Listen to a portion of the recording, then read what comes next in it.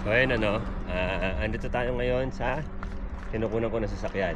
Noong una po, sinasabi ko sa inyo na 7-seater sana, yung gusto kong kunin. Kaso, nakapag-desisyon kami ni Yuki na wag na yung malaking sasakyan ng kunin dahil iranay daw, sabi ni Yuki. Sabi ko, paano pag-aalis tayo? Mas maganda ka ako yung marami tayong baga yung maluwagin loob. Sabi niya, okay na daw yung sasakyan niya. Total, isa lang naman ang anak namin. So, wag na daw. So, kasi si Yuki Chang, po yan, sobrang practical niyang tao na yan.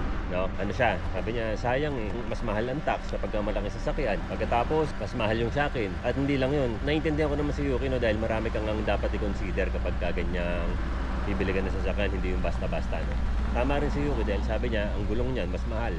Ang maintenance niyan mas mahal, mas malaking sasakyan. So, agree naman ako sa kanya ron. So, sabi ko sa kanya, sige kako. Ngayon, kaya naman ako magpapalit. Kumbaga, itong sasakyan ko na to, maayos to. Wala siyang problema, dahil nga alaga sa akin yan sa sa maintenance. So, kaya naman ako magpapalit dahil nga doon sa lugar namin, pataas siya. Gusto ko kapag may snow, makakadaan pa rin yung sasakyan na kukunin natin, So, ayun, ngayon pinag-iisipan namin kung ano. So, ito po, tulad yan, ito yung nasa kaliwa ko, yan. Ito po, for sale din to. Honda siya na N-Wagon. So maganda rin po siya, yan. So K-car din po siya. Yan. Ang problema naman po dito sa N-Wagon, parang katulad lang po ng sasakyan ko yan, Kapag po snow season na, mabilis pong lulubog yan sa snow.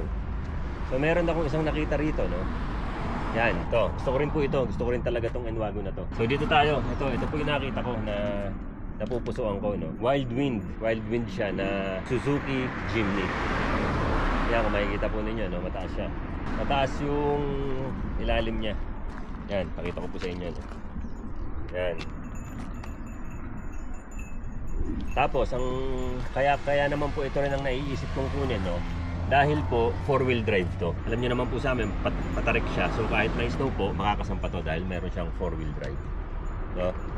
So, ngayon po, alamin namin kung magkano siya. Tapos hopefully makuha po namin siya. Ayan, mataas po siya. Maganda po rito, 2 taon para po yung sa akin ito. Ibig sabihin, 2 taon ka pang walang i-renew na sa akin. So tax lang, yearly tax lang muna ang intindihin mo, Tapos, bago rin po yung snow tire niya at meron din po siyang summer tires. So ayos, walang gastos. Kaya naisip ko, ito na lang kung papalarin. So ang hindi lang po maganda rito, sa Jimny is maliit siya. Maliit yung loob niya. Sinabi ko na rin naman kayo paano yung maliit masyado yung loob ng Jimny. Sabi niya, wala namang problema dahil lagi ka rin namang mag-isa. So tama naman. So maraming punto si Yuki Chang, So ayan, So mamaya po malalaman natin, yung detalye nito sa sasakyan na to.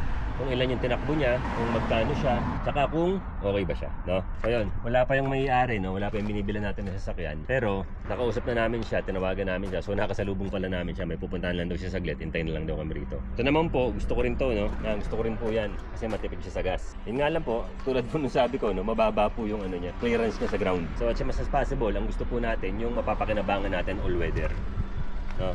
Pero maganda po itong N-Wagon na to dahil matipid po sa gasto. Ang dami ko pong nabasa, pati yung yung N-Box na malaking version nito. Medyo maluwag po yung loob niya, matipid po sa gason. Parang 3 taon nang straight, number 1 yan dito sa Japan. Parang si Bossing, laging number 1. So shoutout nga pala kay Berhel, aka Naomi. So kasi naghahanap din po siya ng pang negosyo, malaking sasakyan. So ayan po, tulad nito, ang ganda po nito. Hindi ko lang alam kung magkano, Grabe. Tapos yung nga po pala, chika ko lang sa inyo yung sasakyan ng may-ari. Ayan po yung sasakyan niya. Yan. Ganda, di ba? Lupit, Lexus. So ayun. So cancel na po, Cancel na po sa pinagpipilian natin yung white tape car. Dahil nga po ang habol natin is makatipid at maging pang araw-araw lang na sasakyan, Hindi yung para marami tayong maisakay dahil 3 lang naman kami, So ayun, grabe, ganda nito. So mamaya ulit, hintayin muna natin si Kobayashi. Pagkatapos, malalaman na natin kung ano lagay ng sasakyan na yun, kung ano detalye ng sasakyan na yun. Let's go! Konnichiwa! Hi, Jimmy. Yuki Chang, N-Wagon mo, matay. Yan pong mga yan, 15 kalapad. Ito po, 20 yata. Mura lang siya. Kobayashi-san, N-Wagon mo, mitay desu. N-Wagon? Hai, wagon. その白いやつ。ジミニも、はい。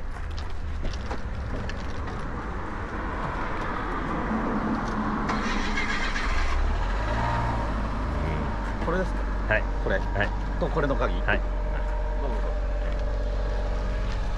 So ayun, bali ito na yung Jimny. Okay naman pala siya.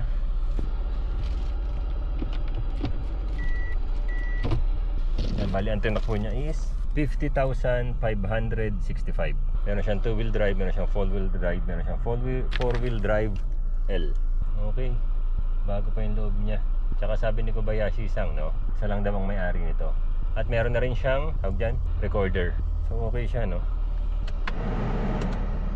Ito natin yung aircon niya. Yan, okay siya. Malamig din yung aircon niya. Wala nga na siyang navigator na. Pero ako hindi naman na po ako kasi gumagamit ng navigator, no? Gamit ko cellphone na lang. Okay siya. Saan ba ito ipatay? Pati upuan niya, mabago pa. Halatang hindi laspag. So tignan na rin po natin itong N-box. So okay siya, no? Pati yung gulong niya na pang snow bago pa. So ito namang N-box ang tignan natin. Itong N-box 65,000 lang ang tinakbo niya, no? Yan po, 65,842. So okay din siya. Malinis pa rin. Bago pa rin yung loob. So ito, hindi ko lang alam kung magkano. Tapos ayan sa likod, mas malaki nga lang yung likod niya, no? Mas malaki yung likod nito. Kaya lang ang problema nga dito, hindi siya 4-wheel drive, tsaka mababa siya. Pero meron din siyang kasamang summer tires. Bali nakasalpak ngayon, ano siya, winter tire. So ayan, dito nga po pala, no, alaga sila palagi sa change oil. Yan. So ang palit ng langis nito is 68,800. So nasa 65,842 pa lang siya. Langis lang yun. Pagkasama na yung pinaka-filter, ayan, 74,800. Sama na yung filter papalitan. So ayos. So alamin na natin kung magkano to. Let's go. Arigatou gozaimasu. Ito na eh. Kobayashi-san, Wild Wind wa automatic ito sa year model wa nan desu ka? Year model.ジムニージムニー。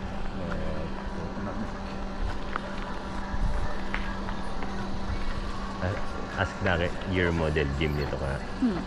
And yung chang how to say sa to down price. 値下げできませんか。何々値下げできませんか。できませんか。値下げできませんか。何how to say 値下げできませんか。すいません。19はい。これは26です。26。ああ、26。year modelよちゃん26。19。19年ですよ。19年で古いんですけど、5万キロぐらいしか乗ってなくて、でワンオーナーなんですよ。で女の人が前言ったように女性の方が乗られてて、でこっちも26年なんですけど、これもワンオーナーです。これはもう整備とかやってあります。小林さん、これはいくらですか？こっちですか？これ50万。50万。それは75。なんですか、ようちゃん、ちょっと。プライスダウンできますか？こっち5万円ダウンしてある。5万円。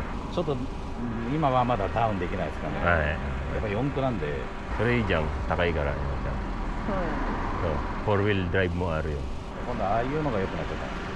なんか雪かきをするのにつけられるじゃないですか。ああ、除雪のだからいいかななんていう話になってて。4 wheel drive もある。まあそうですよね。ジムニーとか軽トラもつけられますからね。そうですよね。だからジムニーいいかななんて言ってて。まあジムニーはちょっとそれやっちゃうとでももったいないですかね。もったいないですか。やっぱりジムニーこういう乗り方はあまり皆さんしないから。そうですね。やっぱりその山だ川だとか、だからマニュアルだったら特にですけど、わざと泥沼みたいなところとか川の中入っていってガリガリみんな行くんで、のできるでしょジムに。ただジムに高いんですよね。高いです。人気あるんで。ちょっと話また考えて。でもステップワゴンとかもう諦めちゃったんですか？ステップワゴンはどうなの？ステップワゴンは諦めた。ステップワゴンはまだ諦めてないです。タックス車検は高いですよ。車検とかがちょっと上がっちゃうから。ゆうちゃん見たくない？ジムニの中。ジムニの中ちょっと覗いてくるよね。見て大丈夫じゃんようちゃん。ようちゃんの心も OK だから大丈夫だよ。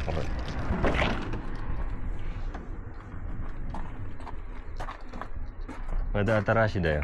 でも乗れるっちゃ乗れるんだけどね。できるでしょ。ここはね。そう。狭いけどね。そう。でも本当にいつもアローンでしょ。大丈